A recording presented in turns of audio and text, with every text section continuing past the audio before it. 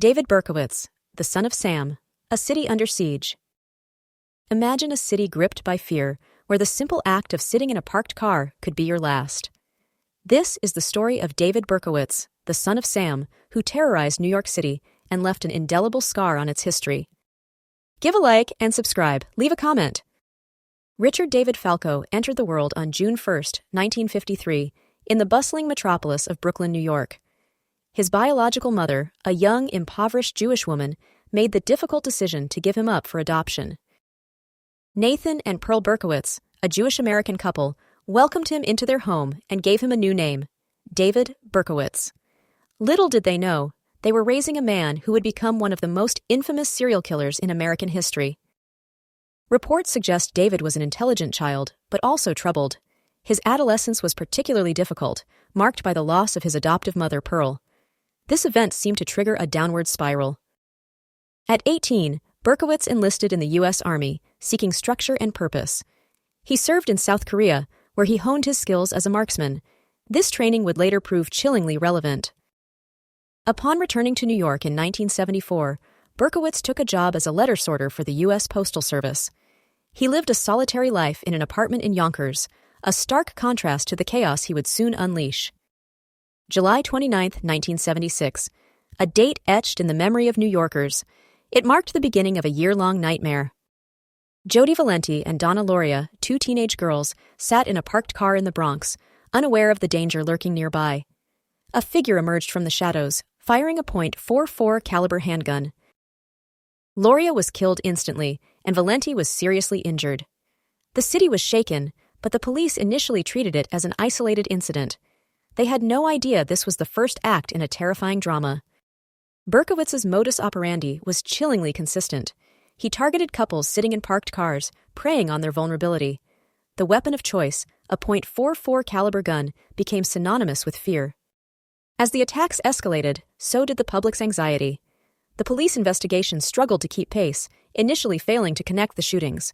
The city was on edge, gripped by a growing sense of dread. Then came the letters. Taunting, cryptic messages left at crime scenes, signed Son of Sam. The killer had a name, and he was reveling in the fear he was creating. The media frenzy reached fever pitch. Newspapers and television screens were filled with updates, speculation, and growing panic. New York City was under siege, paralyzed by fear. The final attack occurred on July 31, 1977, in Brooklyn. Stacy Moskowitz and Bobby Violante were the victims. Moskowitz died, and Violante was blinded. The city held its breath, desperate for an end to the terror. A seemingly insignificant piece of evidence proved to be Berkowitz's undoing, a parking ticket on his getaway car. This small detail provided the crucial link the police needed. On August 10, 1977, police surrounded Berkowitz's apartment. As they approached, he calmly stated, "Well, you've got me." The reign of terror was over. Berkowitz's initial explanation for his crimes was bizarre and unsettling. He claimed he was acting on orders from a demon-possessed dog belonging to his neighbor, Sam Carr. The dog, named Harvey, became an unlikely figure in the macabre narrative. The story seemed outlandish, but it added another layer of complexity to the already disturbing case. Psychological evaluations deemed Berkowitz competent to stand trial, despite his bizarre claims. The legal process moved forward, but the public remained captivated by the mystery surrounding the Son of Sam.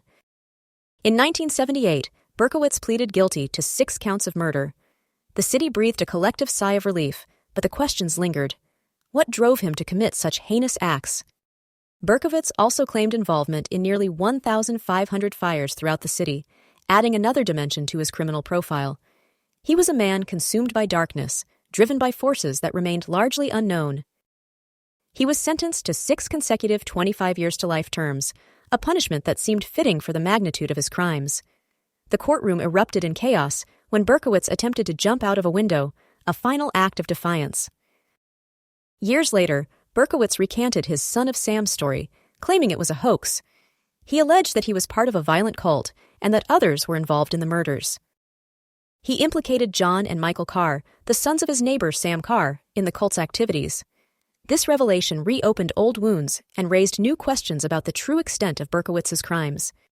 The Son of Sam case led to the creation of Son of Sam laws, designed to prevent criminals from profiting from their crimes through book deals, movies, or other media ventures. Berkowitz has never profited financially from the media attention surrounding his case. He remains a figure of public fascination, but his crimes serve as a reminder of the devastating impact of violence.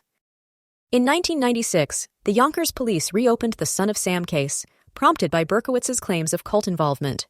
The investigation was eventually suspended, but never officially closed, leaving a lingering sense of uncertainty. Berkowitz has been denied parole multiple times, deemed a continued threat to society.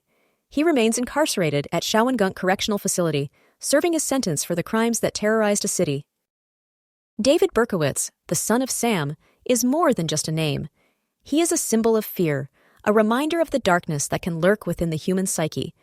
His story continues to fascinate and disturb, prompting us to confront the complexities of evil and the enduring impact of trauma. What do you think drove David Berkowitz to commit such horrific acts? Share your thoughts in the comments below. Don't forget to like this video and subscribe to our channel for more in-depth true crime investigations. If you found this video disturbing, consider watching our video on the psychology of serial killers to understand the minds behind these crimes. Click the link in the description to learn more and support our channel.